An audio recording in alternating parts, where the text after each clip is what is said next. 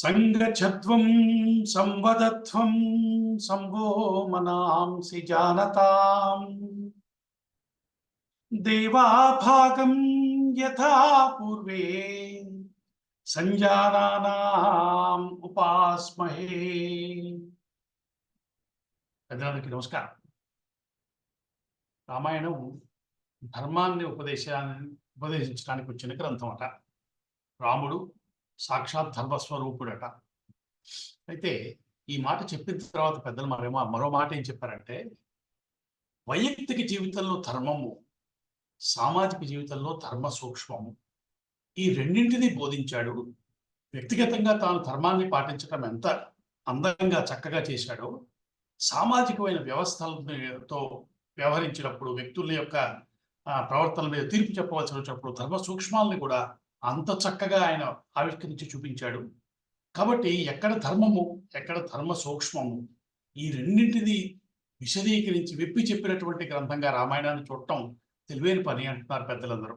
కాబట్టి అటువంటి ధర్మ సూక్ష్మాలని గ్రహించేటువంటి శక్తి ఈశ్వరుడు మన పాలకులకు ఇచ్చుగాక, వారి ప్రవర్తన ధర్మ సూక్ష్మాలకు అనుగుణంగా ఉండునుగాక అని మనందరం రామచంద్రమూర్తిని ప్రార్థించి నాటకాన్ని ఈరోజు వారి ప్రవచనాన్ని మనకు అనుగ్రహించవలసిందిగా కోరుతున్నాం.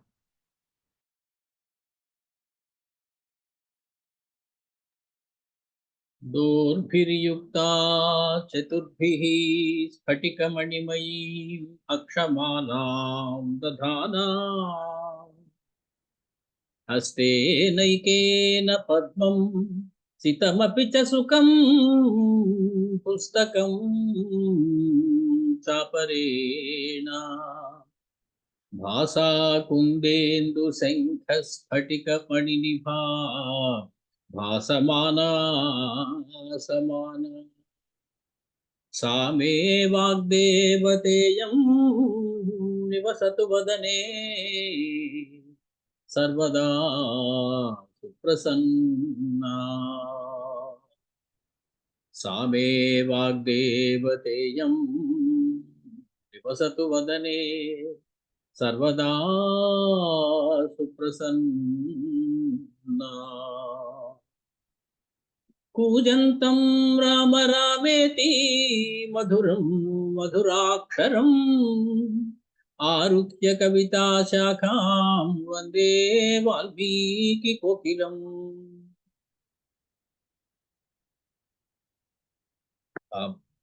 బ్రహ్మ ఇల్లాలు సరస్వతీదేవికి, వాల్మీకి కోకిలకి నమస్కారం పెట్టుకుని మనం మళ్ళీ రామాయణంలోకి ప్రవేశిద్దాం. మనం కిందటిసారి 67వ సర్గలో ఉన్నాం. కిందటిసారి చూసినట్లయితే సుమారు ఒక 33 శ్లోకాలని మనం పూర్తి చేసుకోవడం జరిగింది. సప్తషష్ఠితమ సర్గ. సందర్భం మీ అందరికీ తెలుసు, గుర్తుంది. అయినా సరే ఒకసారి గుర్తు చేసి మనం ముందుకు పెడదాం. కష్టపడి లేపితే కుంభకర్ణుడు లేచి యుద్ధభూమిలోకి వచ్చాడు.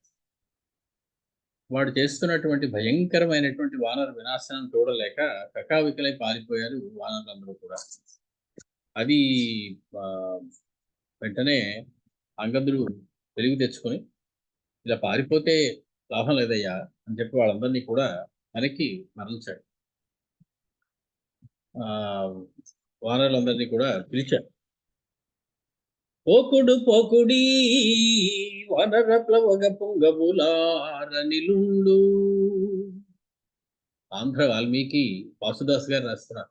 వాల్మీకి యథాతథమైనటువంటి పద్యానువాదం చేసినటువంటి ఆంధ్ర వాల్మీకి. ఓరికిన్ వీకున్న క్రమ్మరుండు పరవీరులు నవ్వగా పారిపోవ అస్తోకపు భీతిని జగతి సొంతయులేదు సుఖంబు కీర్తియున్న పొకడ పెట్టి మానమిటు పొవగ ప్రాణములంత ఎక్కుడే. మరి అంత తీప మీకు ప్రాణాల మీద? ఆశ్చర్యపోయాడు అంగదుడు. ప్రాణాల మీద తీపి ఉండడం తప్పేమీ కాదు, కొంతవరకు ప్రాణాల మీద తీపి ఉండవచ్చు. కానీ యుద్ధ భూమిలో శత్రువుకి వెన్ను చూపి పలాయనం చిత్తగించేంతటి ప్రాణం ప్రీతి మీకు ఉన్నది అంటే ఆశ్చర్యంగా ఉన్నదయ్యా అని చెప్పి వాళ్ళందరినీ కూడా వెనక్కి రమ్మని పిలిచాడు. కుంభకర్ణుడు గిరగిరా గద తిప్పుకుంటూ యుద్ధభూమిలోకి ప్రవేశించాడు.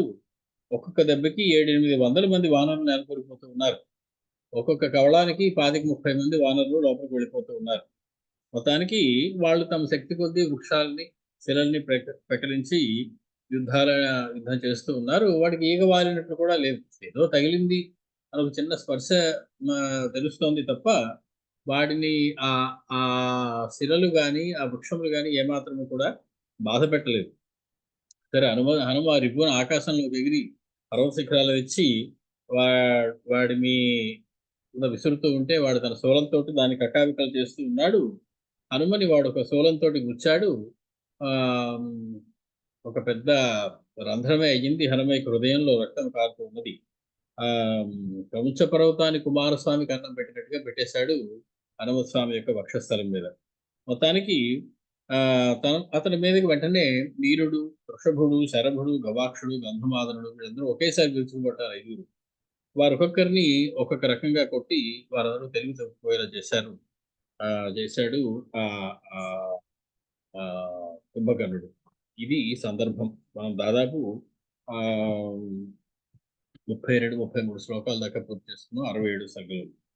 తం శైలమివ శైలాభాః సర్వే తు ప్లవగర్షభాః సమారుహ్య సముత్పత్త్యా దదంసుశ్చ మహాబలాః. వాడి శరీరాన్ని మీద ఉన్నటువంటి రోమాల్ని పట్టుకుని గబగబా నిత్యంలా ఎక్కినట్టు పైకెక్కిస్తున్నారు వానరులందరూ కూడా. ఎక్కేసి అందిన చోటల్లా తమ యొక్క బాడీ అయినటువంటి దంతములతోటి కొరుకుతూ ఉన్నారు అతనికి హాని చేయాలి అనేటువంటి ఉద్దేశంతో. తం నఖైః దశనైశ్చాపి ముష్టిభిః బాహుభిస్తదా కుంభకర్ణం మహాబాహుం నిజఘ్నుః ప్లవగర్షభాః. ఆ వానర శ్రేష్ఠులందరూ కూడా కలిసి గొప్ప బాహువులు కలిగినటువంటి ఆ కుంభకర్ణుణ్ణి తమ బాహువులతోటి, గోళ్లతోటి, దంతాలతోటి, పిడికిళ్లతోటి కూడా హింసించి బాధ పెట్టడానికి ప్రయత్నిస్తూ ఉన్నారు. స వానర సహస్రైస్తు విచితః పర్వతోపమః రరాజ రాక్షస వ్యాఘ్రో గిరిః ఆత్మరుహైరివ. ఆ వానరులందరూ కూడా వాడి శరీరం మీద అంతా ఎంత కప్పేశారు అంటే బాగా దట్టమైనటువంటి వృక్షములతో కూడినటువంటి ఒక పర్వతం కదిలి వస్తుందా అన్నట్లుగా మహావృక్షములు లాగా వాడి నుంచి పైకి లేచినటువంటి వృక్షముల్లా ఉన్నారు ఈ కపివీరులందరూ. వాళ్ళందరినీ మోసుకుంటూ, లాక్కుంటూ, ఈడ్చుకుంటూ మరి యుద్ధరంగంలో ముందు కదిలిపోతూ ఉన్నాడు కుంభకర్ణుడు. బాహుభ్యాం వానరాన్ సర్వాన్ ప్రగృహ్య సమహాబలః భక్షయామాస సంక్రుద్ధః గరుడః పన్నగానివ. ఎవరికి చెప్పిన మాటే మళ్ళీ చెప్తున్నారు వారికి. ఎంత వర్ణించినా ఆయనకి తనివి తీరడం లేదు ఇతగాడి యొక్క పరాక్రమాన్ని, అతగాని యొక్క పరిమాణాన్ని కూడా. అతను తన బాహువులతోటి ఇలాగా ఒక ముద్దని కంచంలోంచి తీసుకున్నట్టుగా వానరులందరినీ కూడా కలిపి తీసుకుని భక్షయామాస సంక్రుద్ధః గరుడః పన్నగానివ. ఒక గరుత్మంతుడు అనేకమైనటువంటి పాములను ఒకేసారి కబళించినట్టుగా ఈ వానరులందరినీ కూడా అతడు కబళిస్తూ ఉన్నాడు. ప్రక్షిప్తాః కుంభకర్ణేన వక్రే పాతాళ సన్నిభే నాసాపుటాభ్యాం నిర్జగ్ముః కర్ణాభ్యాం చైవ వానరాః. కొంతమందిని గుప్పిళ్లతోటి నోట్లో వేసేసుకుంటూ ఉన్నాడు వానరులని. ఆ వానరులు ఇంకా బతుకు జీవడానికి కొంతమంది ఆ ముక్కు రంధ్రాల్లోంచి, చెవి రంధ్రాల్లోంచి కూడా బయటకు వచ్చి తమని తాము రక్షించుకుంటూ ఉన్నారు, పారిపోతూ ఉన్నారు. వాళ్ళందరూ పాతాళ బిలం వంటి తన నోట్లో పడేస్తూ ఉన్నాడు. నవిలే లోపలి వాళ్ళు ముక్కు రంధ్రాల్లోంచి, చెవి రంధ్రాల్లోంచి కూడా బయటకు వచ్చి పారిపోతూ ఉన్నారు. భక్షయన్ వృష సంక్రుద్ధః హరీన్ పర్వత సన్నిభః బభంజ వానరాన్ సర్వాన్ సంక్రుద్ధో రాక్షసోత్తమః. పర్వత సన్నిభః రాక్షసోత్తమః. మహాపర్వతం అంత ఉన్నటువంటి రాక్షస శ్రేష్ఠుడైనటువంటి ఆ కుంభకర్ణుడు ఈ వానరులందరినీ సంహరిస్తూ తింటూ చాలా కోపంతో బభంజ వాళ్ళందరినీ కూడా హాని చేశాడు, విరిచివేశాడు, వాళ్ళందరినీ కూడా సంహరించాడు. ఈ రకంగా మాంసశోణిత సంక్లే. ఈ శ్లోకం కొంచెం ప్రక్షిప్తమేమో అని అనుమానం పెడతారు పెద్దలు. కారణం ఈ శ్లోకం చూస్తే భక్షయన్ భృశ సంక్రుద్ధ రాక్షసోత్తమ. ఆ సంక్రుద్ధ శబ్దం 2 సార్లు ఒకే శ్లోకంలో వచ్చింది. ఒకరికే వాడినటువంటి విశేషం. అంటే ఎవరో కొంచెం మరీ సంస్కృతం రాని వాళ్ళు ఎవరో రాసి కల్పించి పెట్టేశారేమో అనేటువంటి అనుమానం వచ్చేటువంటి అవకాశం ఉంది. అలాగే హరీన్ పర్వత సన్నిభ బభంజ వానరాన్. హరీన్ అని వానరాన్ అని 2 సార్లు వాడు. ఒక్కొక్క పై 2 పాదాల్లో వాడినవి తర్వాత 2 పాదాల్లో కూడా వాడడం వల్ల అసలు ఈ శ్లోకం వాల్మీకి రాసి ఉంటారా? వాల్మీకి రాసి ఉంటే అంత అప్పుడే సంస్కృతం నేర్చుకున్నటువంటి వాళ్ళకి రాసేస్తారా అని అనుమానం వచ్చి పెద్దలు కొంతమంది, అయ్యా ఈ శ్లోకం లేదండి, ఇది మేము ఒప్పుకోం, వాల్మీకి స్థాయి కన్నా చాలా తక్కువగా ఉంది, ఇది ప్రక్షిప్తము అని చెప్పి తీసేయండి అన్నారు. తీసేసిన వారు తీసేశారు. ప్రక్షిప్తం కాకపోతే వదిలేస్తే తప్పు కదా అని మనం చదివేస్తున్నాం మొత్తానికి. మాంసశోణిత సంక్లేదాన్ కుర్వన్ భూమిం రాక్షసః చచార హరిసైన్యేషు కాలాగ్నిరివ మూర్ఛితః. మాంసశోణిత సంక్లేదాం భూమిం కుర్వన్ స రాక్షసః. ఆ రాక్షసుడు, ఆ కుంభకర్ణుడు భూమి అంతటినీ కూడా మాంసశోణిత సంక్లేదాం కుర్వన్, మాంసము చేత రక్తము చేత తడిపేస్తున్నట్టు భూమి అంతటిని. ఈ వానరుల యొక్క మాంసంతో రక్తంతో భూమి అంతా తడిసిపోతూ ఉన్నది. చచార హరిసైన్యేషు, వానర సేన మధ్యలో అటు ఇటు తిరుగుతూ ఉన్నాడు. కాలాగ్నిరివ మూర్ఛితః, ఎలా అంటే విజృంభించినటువంటి ప్రళయాగ్ని వలె, కాలాగ్ని వలె, ప్రళయకాలం ఉందని ఆ సర్వసంహారకమైనటువంటి అగ్ని వలె ఇటు తిరుగుతూ ఉన్నాడు వానరసేన మధ్యలో కుంభకర్ణుడు. వజ్రహస్తో యథా శక్రః పాశహస్త ఇవాంతకః శూలహస్తో బభౌ యుద్ధే కుంభకర్ణో మహాబలః. శూలంలో హస్తం ధరించి ఉన్నాడు కుంభకర్ణుడు, శూలహస్తుడు. యుద్ధంలో ఉన్నాడు కుంభకర్ణుడు, మహాబలుడైనటువంటి వాడు. ఎలా ఉన్నాడయ్యా అంటే వజ్రహస్తో యథాశక్రః, సాక్షాత్తు వజ్రాయుధాన్ని ధరించినటువంటి దేవేంద్రుడా ఈ వెడుతున్నవాడు అనిపించేలా ఉన్నాడట. పాశహస్త ఇవ అంతకః యథా, పాశాన్ని చేతిలో పట్టుకుని జీవులని తీసుకువెళ్ళడానికి వచ్చినటువంటి ఆ యమధర్మరాజు ఈ రూపంలో వచ్చాడా అన్నట్టుగా ఉన్నాడు. అంటే పరమాద్భుతమైనటువంటి ఆయుధాన్ని చేతిలో ధరించి ఆ పాశాన్ని ధరించి వస్తున్నటువంటి ఆ ఇంద్రుడు యముడు వలె అనిపించాడు ఆ కుంభకర్ణుడు చేతితో శూలం పట్టుకుని ఆ మారణకాండని సెలుపుతూ ఆ వానర సేన మధ్యలో తిరుగుతూ ఉన్నటువంటి వాడే ఉన్నప్పుడు. యథా శుష్కారణ్యాని గ్రీష్మే దహతి పావకః తథా వానర సైన్యాని కుంభకర్ణో దదాహ.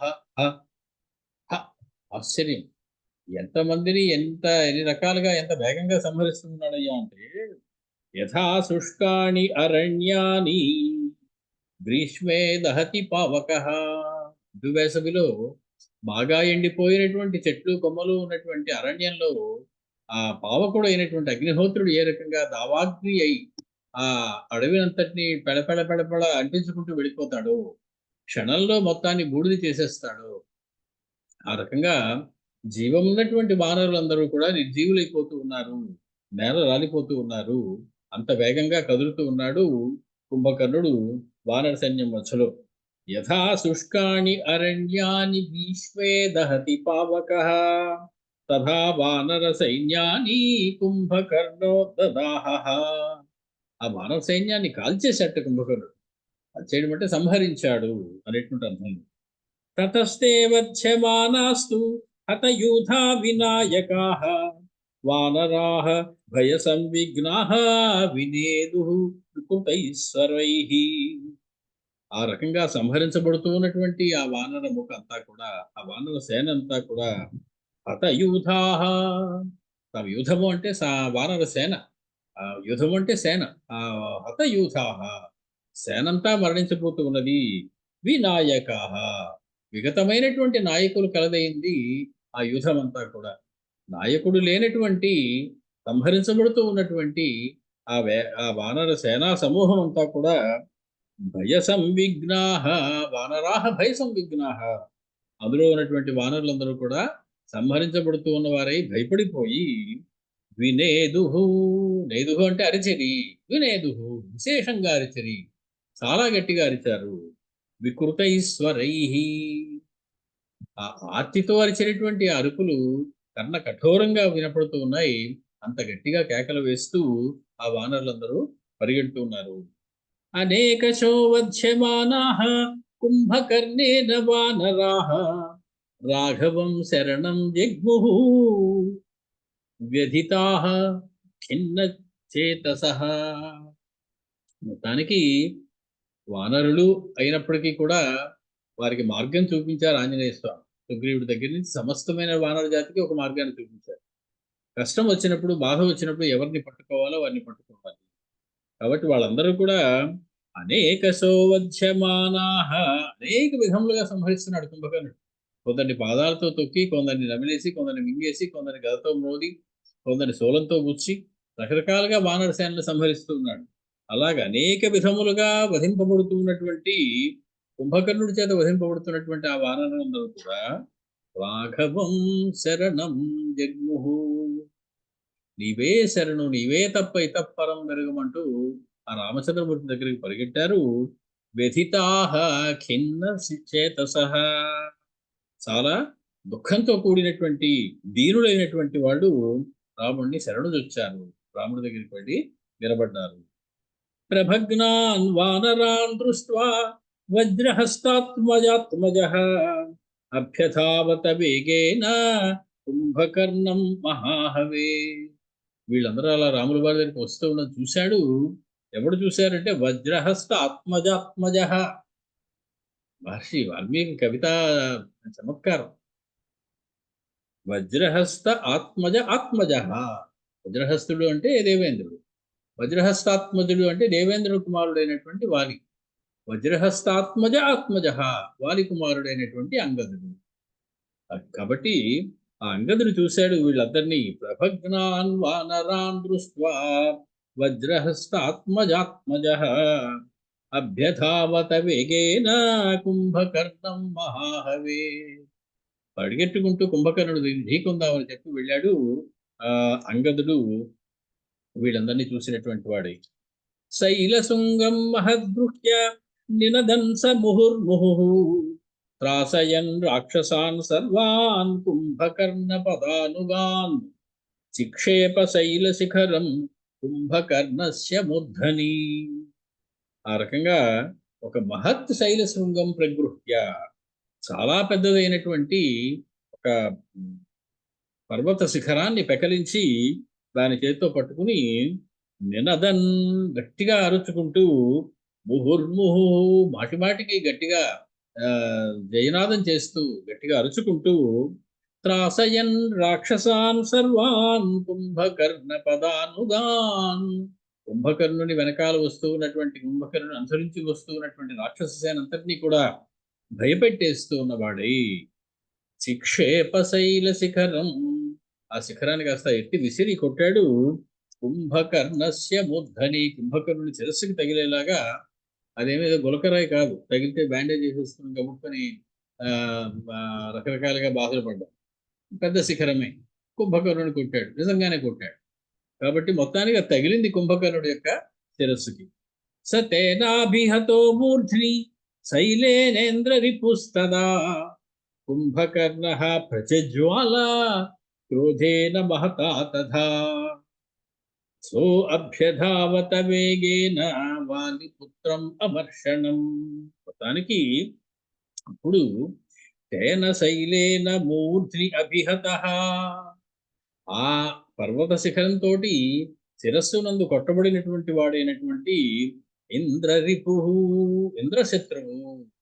మనం ఎదురు చెప్పుకున్నాం కుంభకర్ణుని యొక్క పరాక్రమం గురించి చెప్పుకుంటూ, ఇంద్రుడితో ఒకసారి దెబ్బలాటకు వెళ్ళి ఆ ఇంద్రుడు తనని మీదకి వజ్రాయుధానంతో కొట్టడానికి ప్రయత్నించాడని అతడు ఎక్కి కూల్చినటువంటి ఆ ఐరావతం యొక్క దంతాన్ని పెకలించి దాంతోనే ఇంద్రుడిని వక్షస్థలంలో పొడి చేసినటువంటి కనుడు కుంభకర్ణుడు.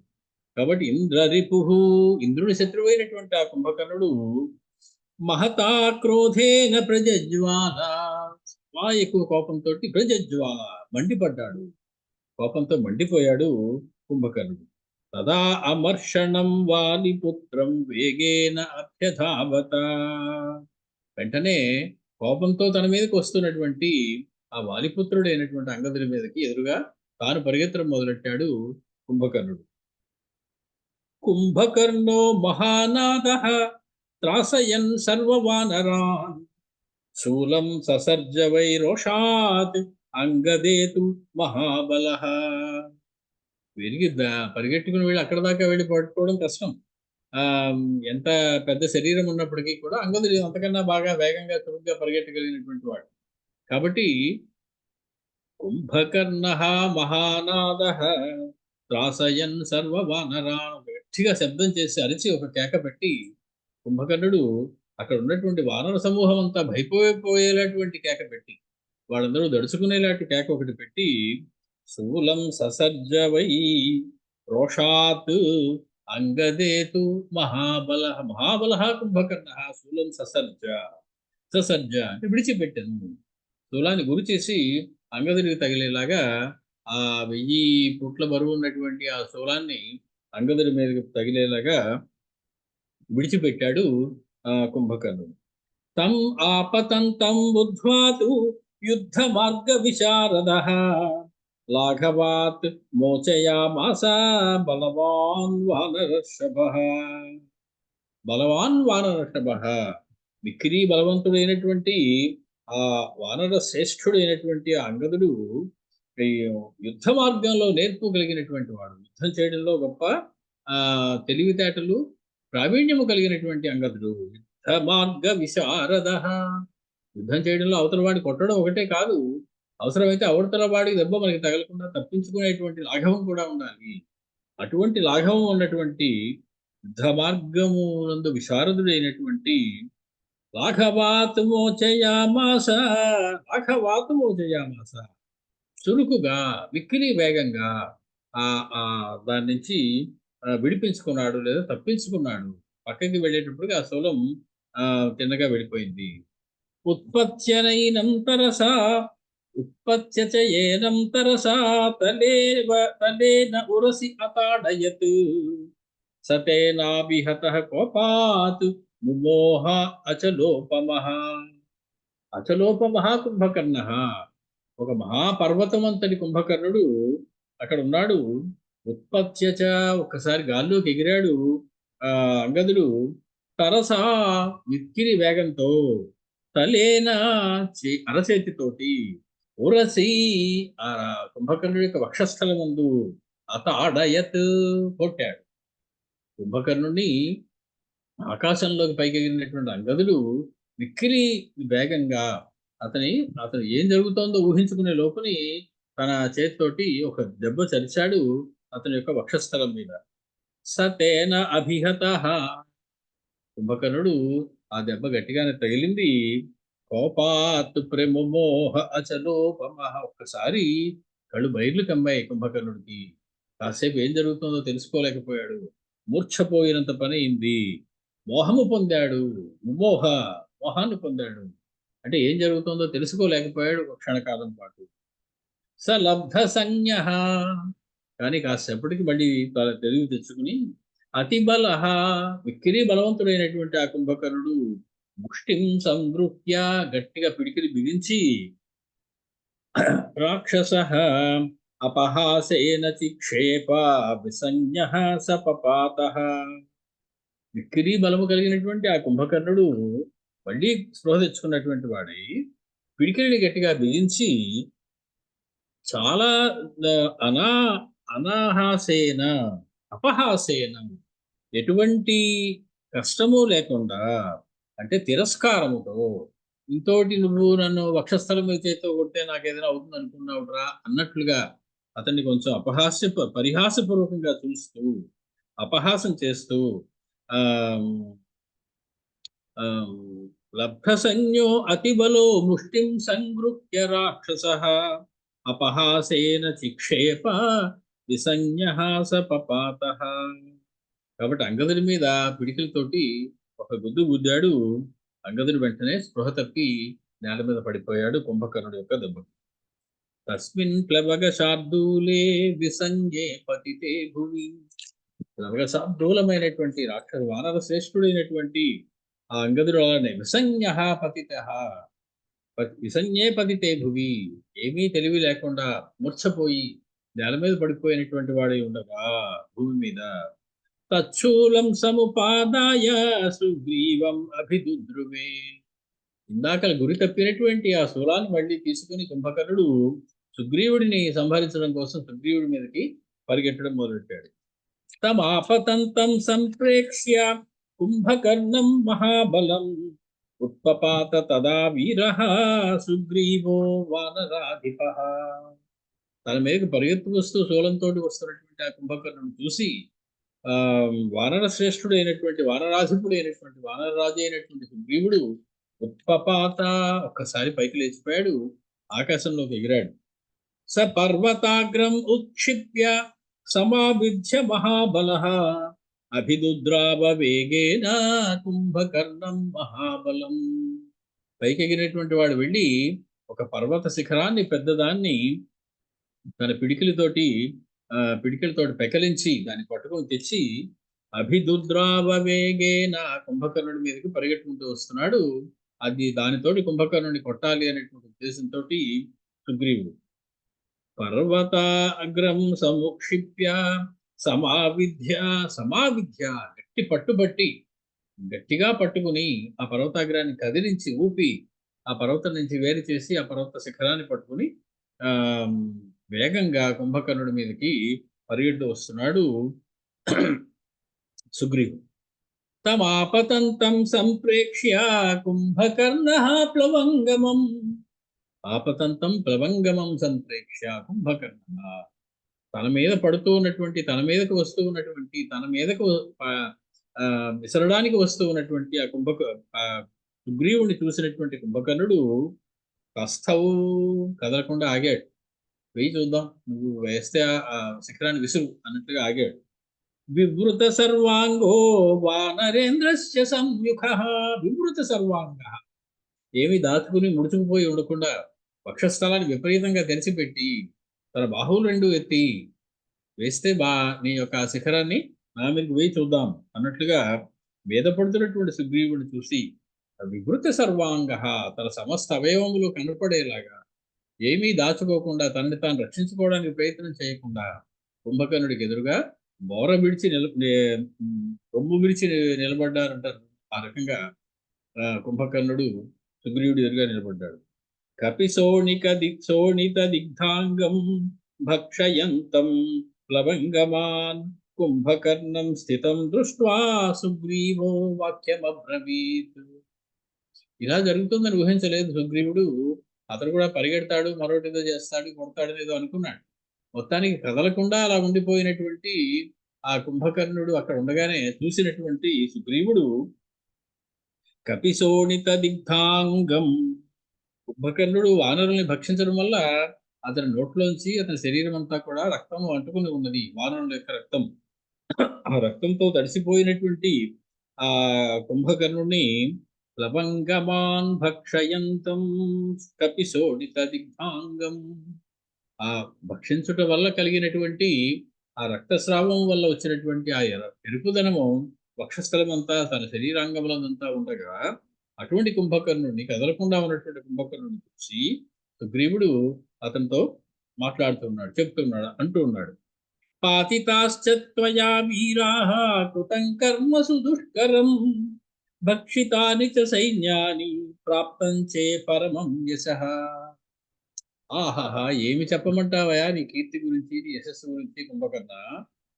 వానరుల్ని సంహరిస్తున్నావా? మహావీరుల దగ్గరికి వెళ్ళలేవా నువ్వు? వానరులను సంహరించి గొప్ప యశస్సును సంపాదించుకుంటున్నావులే. ఇంతోటి వానరులే నీకు దొరికారు సంహరించడానికి. పాతితాశ్చత్వయా వీరాః కృతం కర్మసు దుష్కరం, కష్టమైన పనే చేసి వానర వీరులు చాలా మందిని పడగొట్టావు, సరే. భక్షితాని చ సైన్యాని ప్రాప్తం తే పరమం యశః, వానరులందరినీ నీ నోట్లో వేసుకుని తినేశావు. ఈ రకంగా గొప్ప కీర్తినే నువ్వు సంపాదించావు. త్యజ తద్వానరానీకం ప్రాకృతైః కిం కరిష్యతి, ఏం బలము లేనటువంటి సామాన్యమైన వానరులతోటి ఏమిటా నీకు యుద్ధం? వాళ్ళతో యుద్ధం చేస్తామంటే వాళ్ళని వదిలేసేయి. ప్రాకృతే కిం కరిష్యతి. ప్రాకృతమైన వానరులు వారందరూ మహానుభావులైనటువంటి వానరులతో యుద్ధం చేయాలి కానీ నువ్వు ప్రాకృతమైనటువంటి సామాన్యమైనటువంటి ఏమి శిక్షణ లేనటువంటి వానరులతో యుద్ధం చేసి చాలా గొప్ప మొనగాడిని యశస్సు కలవాడిని అనుకుంటూ నువ్వు విర్రవీగుతున్నావు. సహస్వైకం నిపాతం మే పర్వతాస్యాస్య రాక్షస. ఇప్పుడు కదలకుండా ఉన్నావు కదా, బోర విడుచుకుని నిలబడ్డావు కదా నా ముందు. నేను నేను విసిరివేసేటువంటి ఈ పర్వత శిఖరం నీకు తగలబోతున్నది. సహస్వ, చేతనైతే దాన్ని సహించు, చేతనైతే దానికి అడ్డం నిలబడు. ఆ పర్వత శిఖరంతో నేను నిన్ను కొట్టబోతూ ఉన్నాను అని చెప్పి సామాన్యమైనటువంటి వాళ్ళతో నువ్వు యుద్ధం చేయడం కాదు. నేను వేసే ఈ పర్వతాన్ని దెబ్బని తట్టుకుంటే నేను ఒప్పుకుంటాను నువ్వు మహాబలవంతుడు అని. అటువంటి అంత బలంతో అంత చాకచక్యంతో నేను ఈ పర్వత శిఖరాన్ని నీ మీద విసరబోతూ ఉన్నాను. తద్వాక్యం హరిరాజస్య సత్వధైర్య సమన్వితం శ్రుత్వా రాక్షస శార్దూలః కుంభకర్ణో అబ్రవీద్వచః. సత్వధైర్య సమన్వితం, బలంతో ధైర్యంతో కూడినటువంటి మాట అది. తన యొక్క బలానికి తన యొక్క ధైర్యానికి ఒక పరీక్ష సుగ్రీవుడికి అది.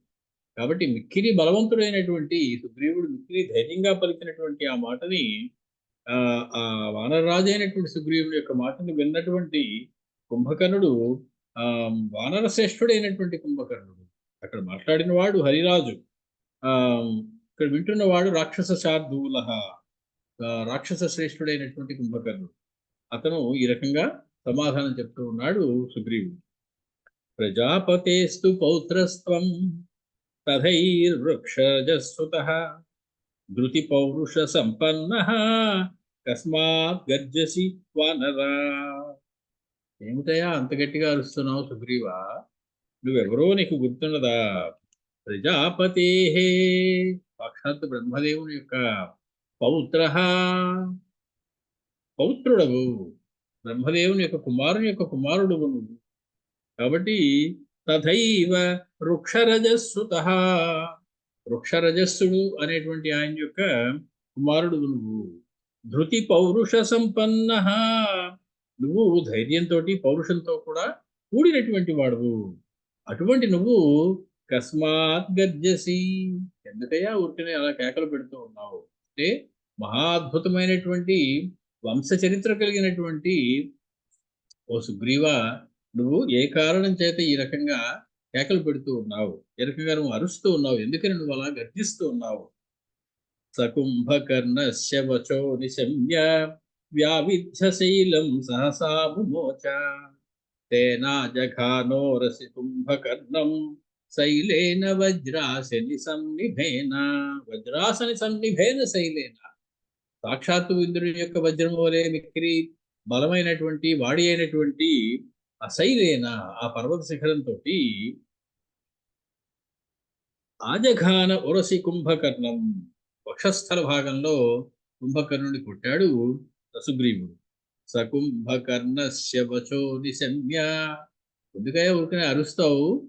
పని ఉంటే చూపించు, విసురుతానంట విసరమే అన్నట్టుగా నిలబడ్డాడు కుంభకర్ణుడు.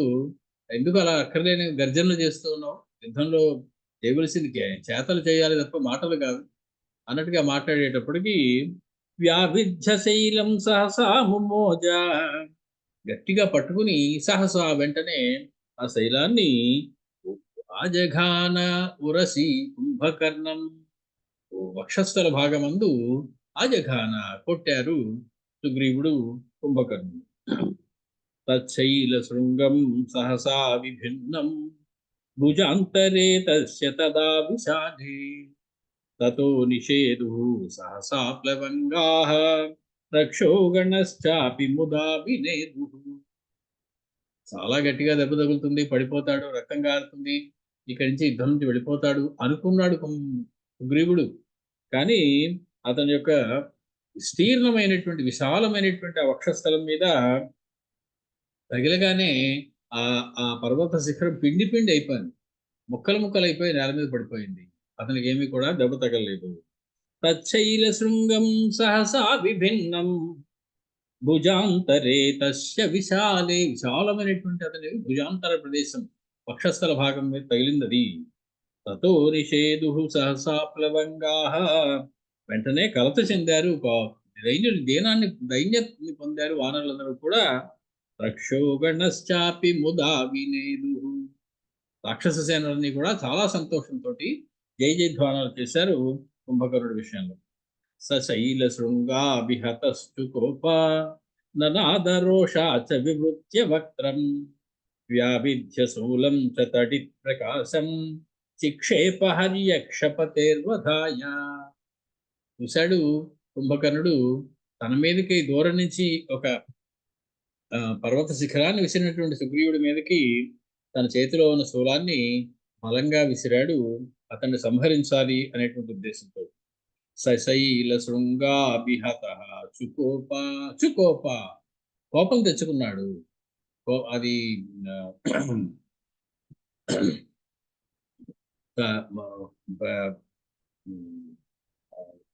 కోపానికి సంబంధించినటువంటి ఒక క్రియాపదం అది. చుకోప, కోపము తెచ్చుకొనను, పాస్ట్ టెన్స్ అంటారు దాన్ని. మొత్తానికి చుకోప, కోపాన్ని తెచ్చుకున్నాడు కుంభకర్ణుడు. ననాద, గట్టిగా అరిచాడు. రోషాచ్చ, రోషంతో.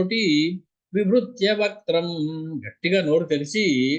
వ్యావిధ్య శూలం చతడి ప్రకాశం, మెరుపు వలె మెరిసిపోతూ ఉన్నటువంటి మిక్కిలి ప్రకాశంతో కూడినటువంటి ఆ శూలాన్ని నిక్షేప, విడిచిపెట్టాడు, విసిరాడు. హర్యక్షపతేర్వధాయ, సుగ్రీవుని సంహరించడం కోసం. హర్యక్షపతే, హరులు వృక్షములు అంటే వానరములకు భల్లూకములకు కూడా అధిపతి అయినటువంటి వానర సేనా నాయకుడు అయినటువంటి రాజు అయినటువంటి సుగ్రీవుడి మీదకి సంహరించాలి అనే కోరికతోటి విడిచిపెట్టాడు కుంభకర్ణుడు. తత్కుంభకర్ణస్య భుజ ప్రణున్నం శూలం సితం కాంచన రామజుష్టం క్షిప్రం సముత్పత్య విగృహ్య దోర్భ్యాం భభంజ వేగేన సుతోరినస్య.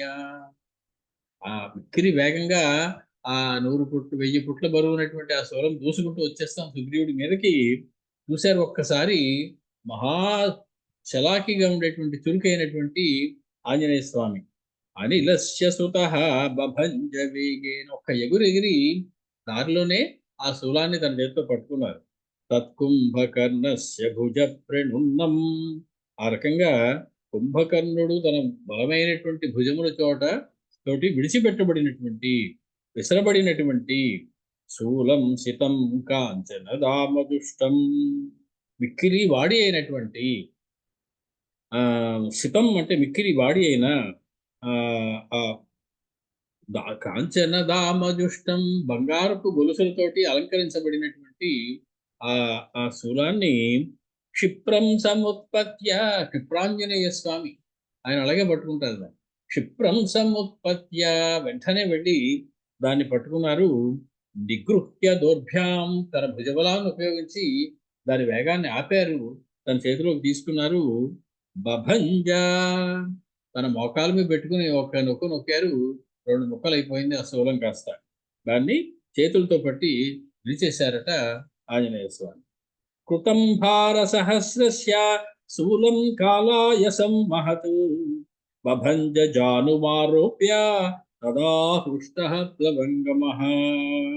హృష్టః ప్లవంగమః, విక్రీ సంతోషంతో ఉన్నటువంటి, ఉత్సాహ శక్తితో కూడినటువంటి ఆ హనుమస్వామి భార సహస్రస్య, 1000 పుట్లు భారం కలిగినటువంటి ఆ 1000 పుట్ల భారంతో నిర్మించబడినటువంటి ఆ మహత్కాలాయసం, ఇనుము వికారమైనటువంటి, కాలాయసం అంటే ఇనుము, ఆ కాలాయసమయంతో చేయబడినటువంటి, ఇనుముతో చేయబడినటువంటి 1000 పుట్ల బరువు ఉన్నటువంటి ఆ శూలాన్ని జానుమారోప్య, తన మోకాల మీద పెట్టి బభంజ, విరగొట్టారట ఆంజనేయ స్వామి ఆ శూలాన్ని. కృతం భార సహస్రస్య శూలం కాలాయసం మహత్ బభంజ జానుం ఆరోప్య తదా హృష్టః ప్లవంగమః. జాను అంటే ఆ మోకాలు భాగం, మొత్తానికి మోకాల మీద పెట్టుకుని విరిచేశారు హనుమత్స్వామి. శూలం భగ్నం హనుమత దృష్ట్వా వానరవాహిని పృష్టా ననాద బహుశః సర్వతశ్చాపి దుద్రువే. ఈ శూలం భగ్నం హనుమత దృష్ట్వా, హనుమంతుడి చేత భగ్నం చేయబడినటువంటి ఈ శూలాన్ని చూసినటువంటి వానరవాహిని, వానరసేనంతా కూడా పృష్ట, మిక్కిలి ఆనందాన్ని పొందింది, సంతోషాన్ని పొందింది. ననాద, సంతోషం రాగానే జై జయధ్వానాలతో గట్టిగా హనుమత్ స్వామికి జయ జయలు పలికింది, గట్టిగా కేకలు వేసింది. బహుశః సర్వతశ్చాపి దుద్రువే, దుద్రువే, ఎక్కడెక్కడి వాళ్ళు కూడా పరిగెట్టుకుంటూ హనుమత్ స్వామికి జయ జయలు పలుకుతూ ఆయన చుట్టూ చేరారు వానరులందరూ కూడా. రామాయణంలో ప్రాచ్య పాఠం అని ఒకటి ఉంది. ఆ పాఠంలో ఇది హనుమత్ స్వామి శూలాన్ని విరిచినట్టుగా లేదు. తన మీదకి వస్తున్నటువంటి శూలాన్ని సుగ్రీవుడు తానే గాలిలోకి ఎగిరి పట్టుకుని తన మోకాల మీద పెట్టి తానే విరిచారు అన్నట్లుగా ఒకటి వ్రాయబడి ఉన్నది. ఇద్దరూ గొప్ప వీరులే కానీ, మహావీరులే కానీ, మంత్రిగా హనుమత్ స్వామి ఏ రకంగా కనిపెట్టుకుంటూ ఉన్నాడో తన ప్రభు అయినటువంటి సుగ్రీవుడిని మనకు తెలుస్తుంది హనుమత్ స్వామి విరిచాడు అనుకుంటే. కానీ సుగ్రీవుడే విరిచాడు అనుకుంటే తనని తాను రక్షించుకోలేనంత చేతకాని వాడు కాదు సుగ్రీవుడు, మహాబలవంతుడు అనేటువంటి విషయం మనకి తెలుస్తుంది. కానీ ఇద్దరు యోధులు పోరాడుకుంటూ ఉంటే వాళ్ళ మధ్యలో దూరి తాను యుద్ధంలోకి దిగడం అనేది యుద్ధ ధర్మానికి విరుద్ధం. తనని తాను రక్షించుకోలేడు సుగ్రీవుడు అని చెప్పడం కోసం తాను మధ్యలో ఎగిరి విరిచాడా అనేటువంటి ఒక అపనింద హనుమస్వామికి వచ్చేటువంటి అవకాశం ఉన్నది. అతని మీద శూలాన్ని విసిరితే అతను విరదవచ్చు, కానీ ఇంకోటి మీద శూలాన్ని తాను ఇలా పట్టుకుని విరగొడతాడు. తనని తాను రక్షించుకోవాల్సింది ఎవరి మీద విసిరాడు వాడే. కాబట్టి ఇది సరి అయినటువంటిది కాదు, ఇది కూడా ప్రక్షిప్తమే అనేటువంటి మహానుభావులు ఉన్న పెద్దలు, చాలా మహాపండితులు, వారందరికీ కూడా చేతులకు నమస్కారం. అంటే ఇవన్నీ ఎలా ఉంటాయంటే కోడిగుడ్డు మీద ఏదేదో అంటారు, అక్కర్లేనటువంటి కాంట్రవర్సీలోకి వెళ్ళడం, ప్రతిదాన్ని ఒక భూతద్దంతో చూసి దానిలో ఏదో తప్పు వెతకడానికి ప్రయత్నించేటువంటి ప్రయత్నాలు రకరకాలు ఇలాంటివి అవుతూ ఉంటాయి. ఎంత అందంగా ఉంది, తన ప్రభువును తాను రక్షించుకుంటూ ఆయన కాపలా కాస్తున్నటువంటి మంత్రిగా హనుమత్ స్వామి తన కార్యాన్ని ఎంత చక్కగా నెరవేర్చారు. ఇదే హనుమత్ స్వామి మరొక చోట సుగ్రీవుడిని రక్షించాల్సి వస్తే రక్షించడం కూడా రక్షించదు. అది మనం ముందు చూస్తాం. కారణం, నేను రక్షిస్తే కనుక సుగ్రీవుడికి అవమానం కదా అనుకుంటాడు. మరి అప్పుడు అలా చేసి ఇప్పుడు ఇలా చేసాడేమిటి అనేటువంటి మాట చెప్పడం కోసం ఇది సరి అయింది కాదు అనేటువంటి పెద్దలు కొంతమంది తయారయ్యారు. మొత్తానికి వారికి నమస్కారం. మొత్తానికి హనుమత్ స్వామి పిలిచాడనుకుంటేనే నాకు ఆనందంగా ఉంది. బభూవాధ పరిత్రస్తో రాక్షసో విముఖో భవత్ సింహనాదంచ తే చక్రుః ప్రహృష్టాః వనగోచరాః మారుతిం పూజయాం చక్రుః దృష్ట్వా శూలం తథాగతం. మొత్తానికి అథ రాక్షసః పరిత్రస్తః విముఖః అభవత్. కుంభకర్ణుడికి మొదటిసారి యుద్ధంలో భయం వేసింది. ఈ శూలం తన చేతిలో ఉన్నంతసేపు తనకి ఏమీ అడ్డు లేదు అనుకున్నాడు. అటువంటి శూలం, తన చేతిలో ఉన్నటువంటి శూలం ఎవరి మీద విసిరాడో మళ్ళీ తెచ్చుకుంటాడు వాడు చనిపోయాక. ఇప్పుడు తెచ్చుకోవడానికి వీలు లేకుండా ఆ శూలాన్ని రెండుగా విరగొట్టబడింది. ఇంకా చేతిలో శూలం లేదు. ఎప్పుడైతే తాను రక్షించుకోవడానికి ఉపయోగపడేటువంటి మహాయుధం, అది బ్రహ్మవర ప్రసాదం వల్ల ఏదో దానికి వెనకాల ఒక కథ ఏదో చెప్తాను. మొత్తానికి అటువంటి శూలం అది తాను తయారు చేసుకున్నాడు దగ్గరుండి 1000 పుట్ల ఇనుముతోటి. దానికి పైగా బంగారపు నగిషీలు, బంగారపు అలంకారములు, దానికి రోజు పూజలు, ఇటువంటి శూలం అది. కాబట్టి ఆ శూలం ఎప్పుడైతే విరిగిపోయిందో పరిత్రస్తః రాక్షసః విముఖః అభవతు. భయపడినటువంటి కుంభకర్ణుడు, మొదటిసారి భయం అంటే ఏమిటో తెలిసినటువంటి కుంభకర్ణుడు విముఖః అభవత్, కొంచెం నిరాశ నిస్పృహలకి లోనయ్యాడు, విముఖుడయ్యాడు యుద్ధం మీద. సింహనాదంత చే చక్రుః ప్రహృష్టాః వనగోచరాః. ఆ వనగోచరములన్నీ కూడా, వానరములన్నీ కూడా సింహనాదాలు చేస్తూ ఉన్నాయి. మారుతిం పూజయాం చక్రుః. ఆ హనుమత్ స్వామిని గౌరవించారు, పూజలు చేశారు హనుమత్ స్వామికి. హనుమంతుడిని పూజించారు ఆ సింహనాదంతో. ఈ శ్లోకం కూడా కొన్ని ప్రాచ్య ప్రతులలో లేదు అనేటువంటి వారు ఉన్నారు. మొదటిది కాదు అనేటప్పటికి దాన్ని తర్వాత వచ్చిన శ్లోకం కూడా కాదనాల్సి వస్తుంది. ఇది కూడా ప్రాచ్య ప్రతుల్లో లేదండి, ఇది కూడా ఎవరో కల్పించారండి అనేటువంటి వారు ఉన్నారు. మొత్తానికి అందమైనటువంటి శ్లోకం వాల్మీకి చెప్పారు అనుకుంటే నష్టమేమీ లేదు. ఆనందించినటువంటి కపూరులందరూ కూడా శూలం ఆ రకంగా హనుమత్ స్వామి చేత మొక్కలు చేయబడి ఉండగా ఆయన గౌరవించారు, సింహనాదాలు చేశారు, జయధ్వానాలు పలికారు, నమస్కరించారు. తప్పులేదు. సత్తథా భగ్నమవేక్ష శూలం సుకోపరక్షాధిపతిర్మహాత్మా ఉత్పాట్య లంకామలయాత్ సశృంగం జఘాన సుగ్రీవముపేత్య తేనా. పర్వత శిఖరాన్ని విరిచి తేగలడు నీ ఒక్కడి విద్య అనుకుంటున్నావా అని కోపంతో కుంభకర్ణుడు చేయి జాచి చేతికి అందినటువంటి బాగా ఎత్తైనటువంటి ఒక మహాపర్వత శిఖరాన్ని పెగలించి విరిచి ఆ శిఖరంతో సుగ్రీవుడి యొక్క వక్షస్థలం మీద కొట్టాడు ఆ కుంభకర్ణుడు. సతతథా భగ్నమవేక్ష్య శూలం, ఆ విధంగా విరిగిపోయినటువంటి శూలాన్ని చూసినటువంటి ప్రక్షోధపతి మహాత్మా చుకోప, పెద్ద శరీరం కలిగినటువంటి ఆ రాక్షస రాజైనటువంటి ఆ కుంభకర్ణుడు చుకోప, కోపం తెచ్చుకున్నాడు. ఆ ఎప్పుడైతే శూలం విరిగిపోయిందో అప్పుడు. ఉత్పాట్య లంకామలయాత్ సశృంగం, ఇక్కడ మళ్ళీ పెద్దలు కొంచెం అడ్డాలు పెట్టారు. ఆ లంకామలయ పర్వతం మీద ఉన్నటువంటి శృంగాన్ని తీసుకుని సుగ్రీవుని కొట్టారు అని రాశారు కదా. ఎక్కడి మలయ పర్వతం, ఎక్కడి లంకానగరం? ఇక్కడ త్రికూట పర్వతం ఉంటుంది కానీ మలయ పర్వతం ఎక్కడ ఉంటుందయ్యా? వాల్మీకి పప్పులో కాలు వేశాడు, లేదా వాల్మీకి కాకుండా ఇంకెవరో రాసేసాడు. వాడి మామూలుగానే పెట్టారు.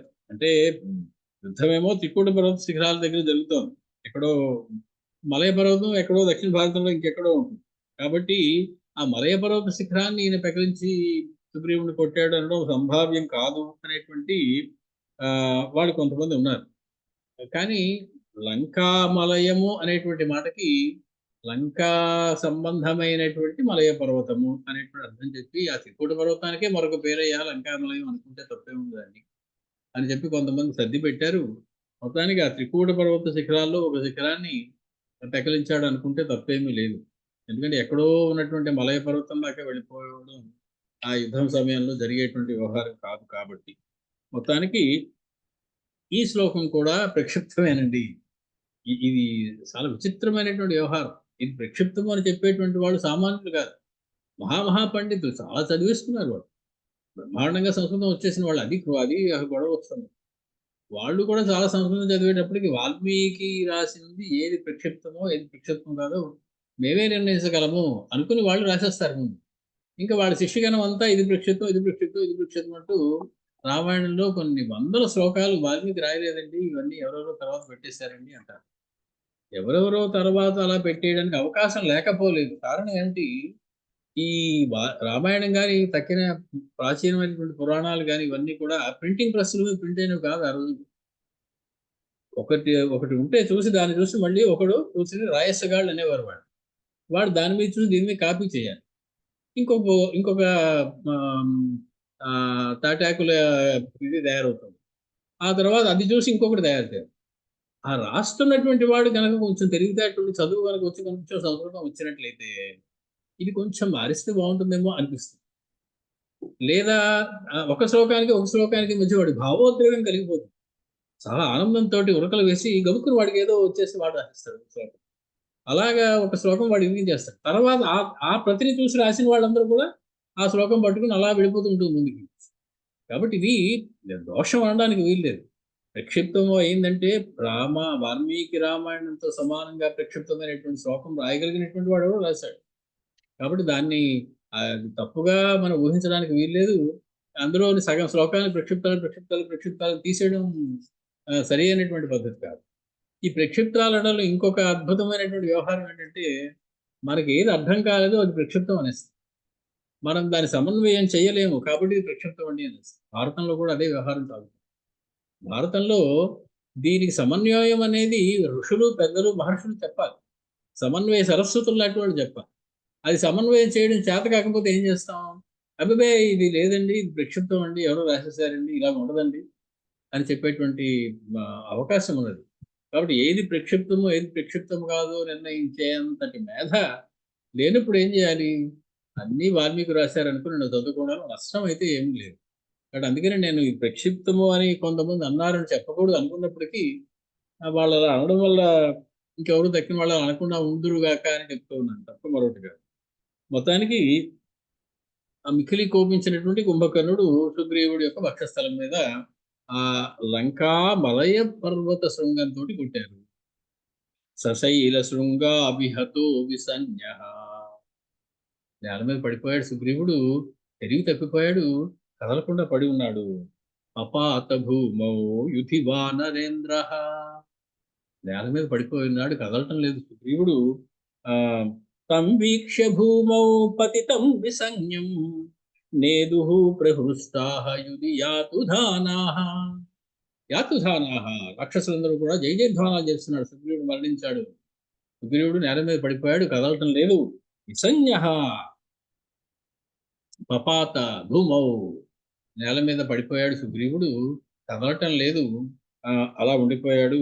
అతను చూడగానే నేల మీద పడి ఉన్నటువంటి సుగ్రీవుని చూడగానే తెలివి తప్పిపోయిన సుగ్రీవుని చూసి దానవులందరూ కూడా పెద్ద పెద్ద జయ జయధ్వానాలు చేస్తూ ఉన్నారు. తమభ్యుపేత్యాద్భుత ఘోర వీర్యం సకుంభకర్ణో యుధి వానరేంద్రం జహార సుగ్రీవమభిగృహ్య యథా నిదో మేఘమతి ప్రచండ. ఆకాశంలో మబ్బు ఉంది. ఇహనం ఇప్పుడు వాన పడిపోతుందని మనం పైకి చూస్తూ ఉంటాం.